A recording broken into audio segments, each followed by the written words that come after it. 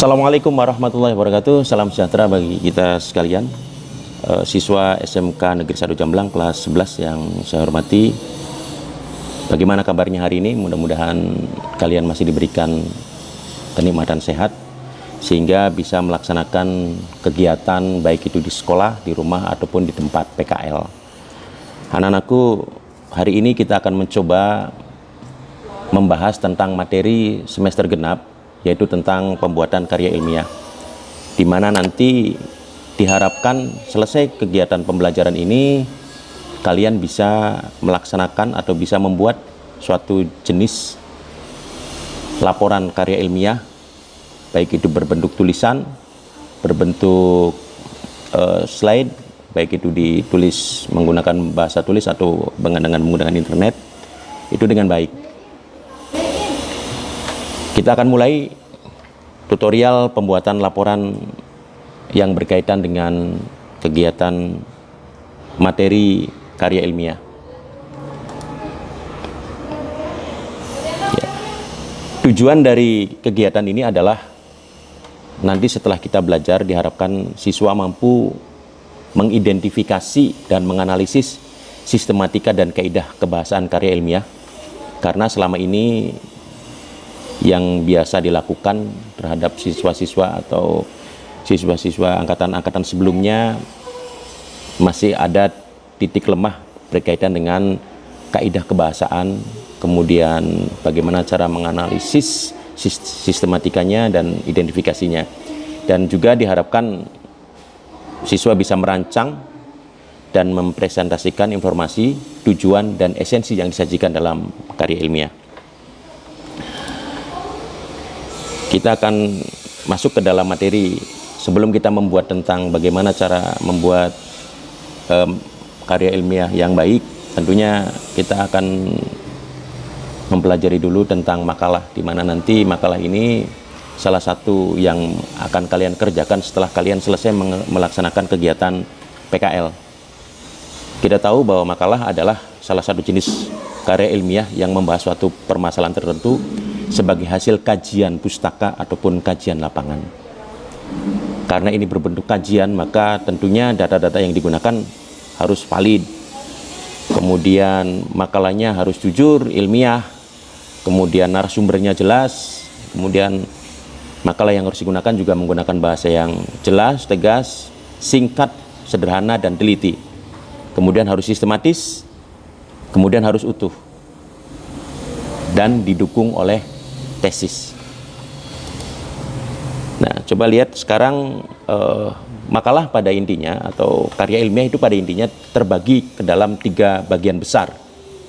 Yang pertama adalah bagian awal, bagian isi, dan bagian penutup.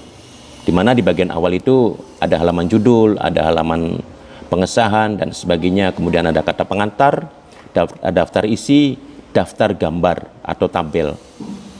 Kemudian kita masuk ke bagian isi, itu terdiri dari bab pendahuluan, bab pembahasan, dan bab penutup. Di bab pendahuluan nanti akan ada kita pecah lagi ke dalam beberapa bagian, di antaranya ada latar belakang, ada batasan masalah, ada tujuan, kemudian ada kegunaan manfaat, ada metode penyusunan. Kemudian ada bab pembahasan, itu terdiri dari kajian teoritis dan pembahasan. Nah, di bab 2 ini nanti dari tiap-tiap jurusan silahkan kalian mengkaji baik itu secara teoritis maupun secara praktik. Dalam hal ini kami selaku tim MGMP kelas 11 SMK Negeri 1 Jamblang hanya membahas tentang kerangka pembuatan karya ilmiah yang baik. Kemudian ada bab penutup, itu berisi tentang kesimpulan dan saran. Dan yang ketiga adalah bagian penutup yang isinya adalah daftar pustaka dan lampiran. Di dalam kegiatan ini, di dalam bagian penutup ini, terutama dalam penulisan daftar pustaka, masih banyak siswa-siswa angkatan-angkatan sebelumnya yang menulis daftar pustaka itu tidak melalui kajian atau tidak melalui sistematika berdasarkan sumber yang jelas, sehingga kalau di awalnya sudah salah, maka ke bawahnya juga akan salah. Ya, selanjutnya kita akan langsung masuk kepada materi pokok. Di sini ada lembar judul. Di lembar judul itu saya ambil contoh di sini ada tentang laporan praktik kerja industri. Nah, ini ada praktik bukan praktek, karena bahasa baku dari kata praktek adalah praktik. Di mana praktiknya misalkan di PT Armindo Perkasa, kemudian di Jalan Brigjen Darsono Bypass Cirebon. Kemudian judulnya apa yang akan kita buat. Di situ misalkan contohnya ada servis berkala 20 km pada PT Armindo Perkasa. Kemudian buat apa? Misalkan diajukan sebagai syarat untuk mengikuti uji kompetensi. Kemudian disusun oleh siapa? Nah, penulisan kata disusun, D-nya itu menggunakan huruf kecil, O-nya juga huruf kecil. Ya, nama itu cukup jelas, NIS-nya cukup jelas, kelasnya, program keahliannya juga cukup jelas. Kemudian ada lambang sekolah, kemudian baru alamat sekolahnya. Itu untuk lembar judul. Nah, kesalahan di sini biasanya siswa-siswa menuliskan kata praktek, bukan kata praktik. Selanjutnya kita lihat di lembar pengesahan sekolah.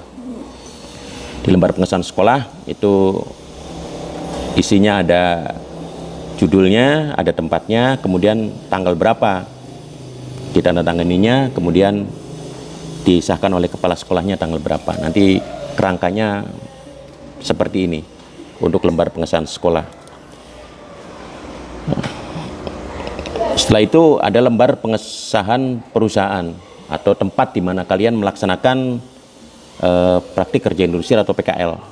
Itu kerangkanya seperti itu, judulnya apa, tempatnya di mana, kemudian disahkan oleh pimpinan industrinya, pembimbing industrinya siapa. Kalaupun misalkan ada stempel ya silahkan di stempel. Kalau tidak ada diusahakan menggunakan stempel karena ini adalah untuk kegiatan yang sifatnya formal. Nah, kemudian di situ ada identitas sekolah.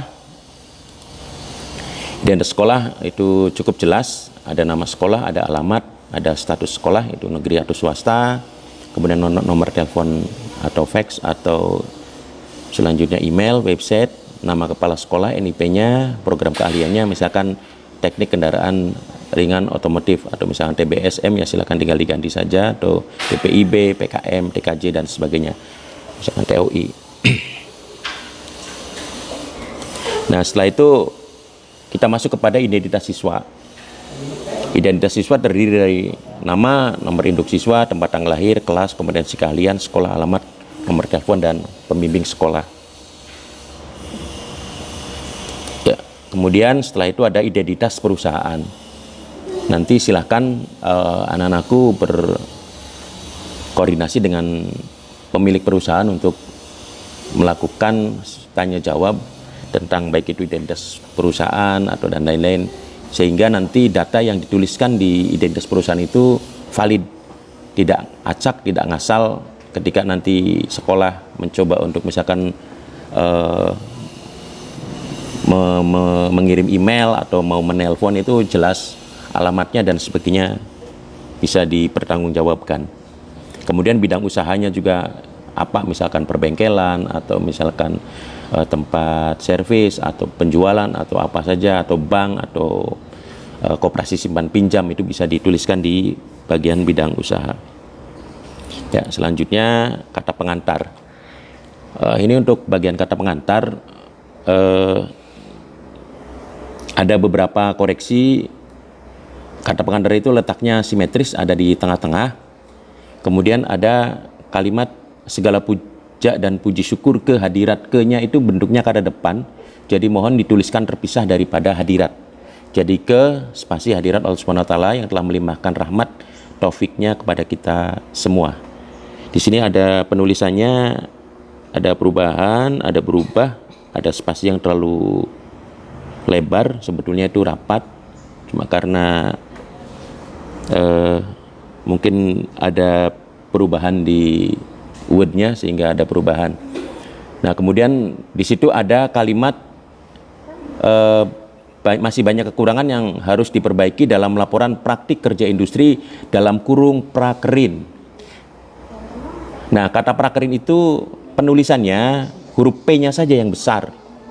Jadi tidak usah dituliskan prakrin huruf besar semua, P, R, A, K, E, R ini ya. Cukup P-nya saja yang besar, sisanya menggunakan huruf kecil. Kemudian ke bawah, nah itu sudah cukup jelas kepada siapa saja yang perlu diberikan ucapan penyampaian terima kasihnya. Itu silakan ditulis, dan selanjutnya kita masuk ke daftar isi. Nah, di daftar isi ini mohon dipelajari benar, karena daftar isi itu isinya adalah seluruh laporan kalian dalam bentuk karya ilmiah itu ditulis dari daftar isi sampai kepada lampiran-lampiran. Mohon ini dipelajari, kemudian supaya kalian bisa memahami betul apa yang bisa dikerjakan pada saat kalian akan melaksanakan pembuatan laporan. Ya. Kemudian ada daftar gambar, silakan ditulis. Ya, oke, kita masuk ke bab 1. Ya. Pada bab 1 tadi kalau kita lihat kita bisa kembali ke daftar isi. Bab 1 itu berisi tentang latar belakang. Latar belakang itu adalah latar belakang mengapa siswa melaksanakan prakrin. Jadi bukan gambaran umum seperti yang biasa dikerjakan pada saat kalian atau kakak kelas kalian membuat laporan itu terlalu jauh. Jadi cukup tujuan kalian prakrin ke sekolah saja. Kemudian tujuan praktik kerja industri itu apa? Ya, ada tujuan umumnya untuk apa, kemudian tujuan khususnya silakan juga kalian tulis buat apa. Kemudian juga kalian tentunya bisa menjelaskan mengapa kalian memilih tempat prakrin ditempatkan di situ. Apa sih alasan-alasan yang bisa kalian cantumkan? Misalkan karena tempat itu dibandingkan tempat yang lebih bagus, kemudian bisa menggali materi lebih banyak dan sebagainya. Itu tentunya kalian akan lebih menguasai atau lebih paham tentang alasan kalian memilih tempat. Nah, kemudian ini yang tidak kalah pentingnya adalah metode pengumpulan data. Selama ini yang dilakukan adalah kalian sudah benar melakukan metode pengumpulan datanya, tetapi tidak dituliskan. Di sini ada 3 metode yang bisa kalian gunakan, bisa digunakan semuanya. Yang pertama adalah metode wawancara atau interview, karena ada hal-hal yang di perusahaan itu tidak tercatat atau tidak tercantum, ya silakan kalian tanya kepada yang kompeten atau yang paham tentang perusahaan atau tempat kalian melaksanakan PKL. Misalkan siapa nama pimpinan perusahaannya, kapan berdirinya, kemudian sejarahnya, mengapa ada perusahaan itu bisa berdiri, bagaimana awal mulanya, dan itu silakan kalian lakukan wawancara atau interview, sehingga data yang dituliskan ketika kalian melaksanakan wawancara itu datanya bisa dipertanggungjawabkan, karena nanti hasil wawancaranya di daftar pusakanya kalian silakan tulis wawancaranya dengan siapa, tanggal berapa. Nah, nanti akan bisa untuk membuat bahwa dokumen ini adalah valid. Kemudian ada metode literatur, kemudian metode observasi. Ya silakan kalian cari dokumen-dokumennya, cari data-datanya, baik dari perusahaan-perusahaan atau bisa kalian mencari baca literasi tentang, saya ambil contoh dari judul misalkan itu, silakan kalian cari apa yang dimaksud dengan A atau apa yang dimaksud dengan B dengan membaca baik dari internet atau dari buku-buku, itu dari metode literasi. Kemudian ada metode observasi, kalian melakukan praktik di tempat PKL, misalkan yang sebagai contoh di teknik kendaraan ringan, ya misalkan menggunakan servis berkala, ya silakan lakukan observasi dengan apa saja sih yang bisa digunakan ketika kita melaksanakan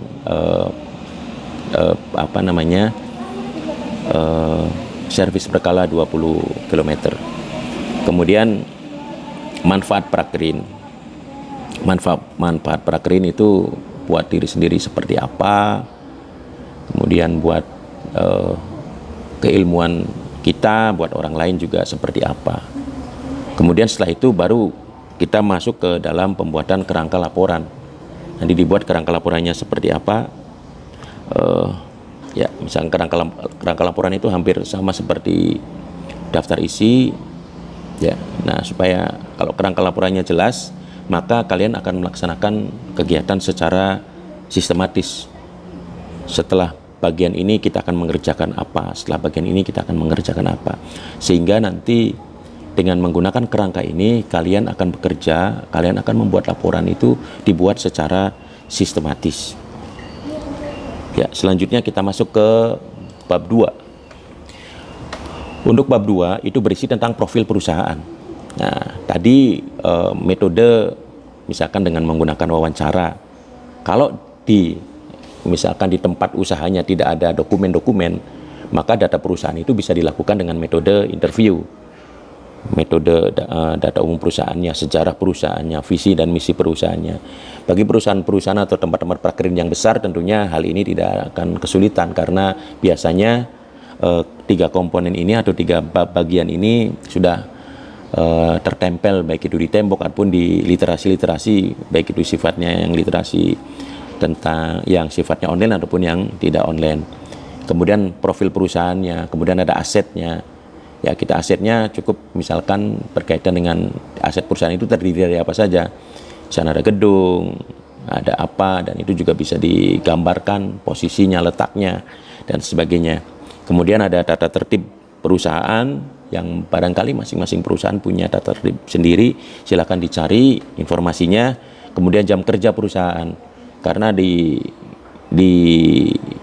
perusahaan-perusahaan itu ada yang menggunakan shift, ada yang bekerjanya 1 shift tapi dari Senin sampai Jumat, ada yang Senin sampai Sabtu, bahkan ada beberapa tempat PKL yang tidak libur dari Senin sampai Senin lagi.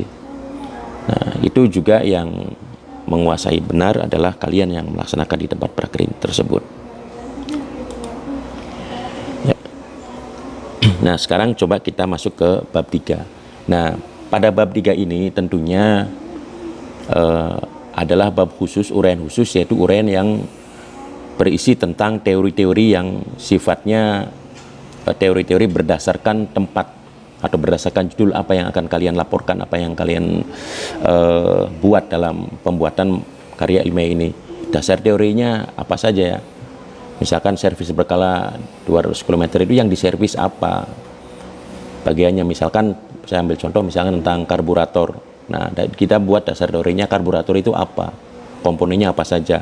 Mungkin kalian lebih paham tentang dasar teori ini, silakan nanti cari literasinya, cari referensinya, bisa bertanya kepada guru-guru, ataupun kalian bisa mencari baik secara online di internet ataupun dengan membaca buku-buku. Kemudian di situ ada pembahasannya, silakan juga kalian kembangkan. Kemudian ada kegiatan praktik. Nah, kegiatan praktik ini biasa mungkin di sekolah kita menggunakan job sheet atau lembar kerja. Di situ ada alat dan bahan. Nah, ketika kita mau mengambil contoh tadi servis berkala, alat yang dibutuhkannya apa saja, kemudian bahannya apa saja, kemudian bagaimana caranya, langkah kerjanya apa saja, kemudian ada prosedur pengujiannya atau tidak. Kalau ada, silakan dituliskan prosedurnya seperti apa. Kemudian ketika kita melaksanakan kegiatan itu ada masalahnya atau tidak, masalahnya di mana biasanya kalau kita melakukan itu, kemudian pemecahannya seperti apa. Dan saya yakin kalian sedang melaksanakan PKL, tentunya sedang melakukan kegiatan tersebut, sehingga kalau kalian menguasai materi itu tentunya untuk bab 3 tidak terlalu sulit. Dan ini hal yang paling penting karena nanti bab ini yang akan diujikan di tiap-tiap jurusan oleh guru-guru produktif di tiap-tiap jurusan. Dan terakhir itu ada bab 4, itu berisi tentang penutup. Ya, kesimpulannya apa setelah kalian melaksanakan prakerin, kemudian saran untuk sekolahnya seperti apa, silakan kalian tuliskan. Kemudian saran untuk perusahaan atau instansi yang ditulis, silakan kalian coba apa ada masukan atau apa dan sebagainya, itu kalian lebih paham. Dan terakhir ada lampiran-lampiran, ada daftar gambar.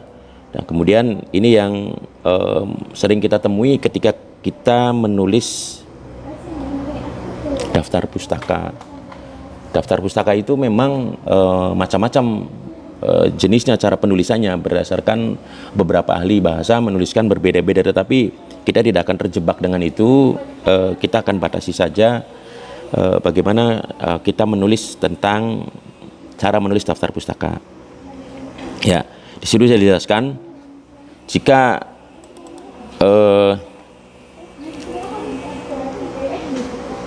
apabila tidak ada halaman spesifik,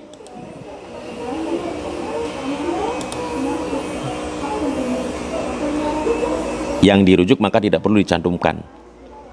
Artinya kalian bisa baca, tidak ada hal yang spesifik. Misalkan asal saya dapat buku ini, kamu baca, kemudian ya bisa saja kalian tuliskan contohnya seperti itu. Ada Taufikur Rahman. Nah, ini untuk penulisan nama dibalik ya, seperti misalkan Andi Arif, ditulis Arif Andi. Kemudian ditulis bukunya itu tahun berapa, kemudian judul bukunya apa, kemudian kota yang penerbitnya dari mana. Nah, itu kamu bacanya halaman berapa sampai halaman berapa. Kemudian sumber berupa e-book. Ya, ini buku-buku yang buku-buku online, buku-buku elektronik book. Itu juga cara penulisannya seperti itu. Nah, tulis nama pengarang bukunya, kemudian dia menulisnya tahun berapa, kemudian judul bukunya apa. Misalkan kalian dari e-book berarti dalam kurung online. Kemudian tersedia di halaman apa? Ya, tersedia di misalkan di http bla bla bla bla bla, dan referensi manajer diakses. Nah, kemudian setelah tahu alamatnya, kamu bacanya kapan? Aksesnya tanggal berapa? Misalkan kamu mengaksesnya tanggal 19 Juli 2020, ya ditulis. Kalau kamu mengaksesnya misalkan tanggal 20 Maret 2021, ya berarti ditulis di aksesnya. Kemudian cara menulis daftar pustaka dari jurnal. Nah, jurnal atau majalah. Ya, kalau dari jurnal misalkan kalian menemukan majalah otomotif gitu, di situ tulis saja sumbernya apa, judulnya, kemudian dari mana majalahnya. Kemudian cara menulis daftar pustaka dari internet. Ya, misalkan kadang-kadang dari internet ini barangkali hampir sedikit sama dengan sumber dari e-book. Ya, misalkan ini dari WHO, ditulis tahun 2009, judulnya apa, kemudian seperti biasa tersedia di halaman mana. Jadi ketika kalau kalian menulis halamannya benar, maka ketika diklik itu langsung nyambung kepada halaman yang kalian tuju. Tapi kalau kalian salah penulisannya, misalkan ada titik komanya, maka biasanya tidak akan support ke halaman yang dituju itu. Kemudian diaksesnya tanggal berapa? Ya, diaksesnya tanggal berapa? Dituliskan seperti sumber dari e-book. Nah, ini cara menulis daftar pustaka dari makalah. Ini yang sering terjadi. Anak-anakku semuanya biasanya kadang-kadang menulis atau membuat laporan itu berdasarkan rujukannya terhadap kakak kelas, maka ditulis itu punya siapa, ditulis. Misalkan punya Asep Dirgantara, maka dibalik menjadi Dirgantara Asep, tahun berapa dia membuatnya, kemudian judulnya apa, ya, kemudian nama sekolahnya. Ya, kemudian ininya kapan kalian membacanya kapan, kemudian kalian mengambil informasinya halaman berapa sampai halaman berapa. Ya, kemudian cara menulis daftar pustaka dari kamus atau ensiklopedia. Ya, itu sudah jelas caranya seperti itu. Nah, yang terakhir adalah cara menulis daftar pustaka dari wawancara. Siapa yang akan diwawancarai? Misalkan Pak Edi Mulyadi, gitu kan, Mulyadi Edi, 2021 diwawancari oleh siapa? Misalkan oleh kita sendiri diwawancara oleh siapa, tanggal berapa wawancaranya. Ya. Itu cara penulisan daftar pustaka yang mudah-mudahan dengan materi ini kita bisa membuat makalah atau membuat laporan praktik kerja lapangan itu bisa ada perbaikan, baik itu dari segi tata bahasa dan dari segi penulisannya. Kami berharap mudah-mudahan kegiatan atau tutorial cara pembuatan laporan ini bisa bermanfaat bagi anak-anakku. Kemudian ucapan terima kasih yang sebesar-besarnya kami sampaikan kepada Wakil Kepala Sekolah Bidang Hubungan dan Industri. Mudah-mudahan kita bisa bersinergi antara guru mata pelajaran Bahasa Indonesia dengan Wakabid Hubungan dan Industri, dan kami mohon maaf apabila ada beberapa kata yang masih perlu diperbaiki dalam pembuatan video ini. Kami masih bisa berkonsultasi melalui kegiatan pembelajaran Bahasa Indonesia baik secara online di rumah ataupun dengan melakukan penugasan, sehingga nanti baik itu Wakahubin dengan Bahasa Indonesia ada sinergi yang bisa meningkatkan kualitas dari pemahaman anak-anak terhadap materi Bahasa Indonesia, juga kualitas terhadap jenis atau bentuk laporan yang akan dilaporkan ke sekolah. Itu saja yang bisa saya sampaikan. Terima kasih atas perhatiannya. Billahi taufiq wal hidayah. Wassalamualaikum warahmatullahi wabarakatuh.